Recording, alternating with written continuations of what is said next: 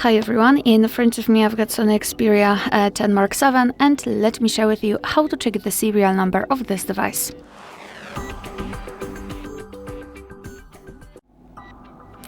So let's begin with the fastest way with the usage of the secret code. We have to open the dialer and enter a code which is *##06#. And as you can see at the bottom of this pop-out window, we've got the serial number of this device. So let's tap on OK. That was one of the ways to check the serial number, and the second one is with the usage of the settings. So let's open the settings. In the settings, we have to scroll down to the very bottom to find About Phone. Then let's scroll down again to localize the serial number, which is, as you can see, not listed in those general settings About Phone, which means that we have to enter a specific section. I believe it's model. After tapping on model, you can check the serial number of this device.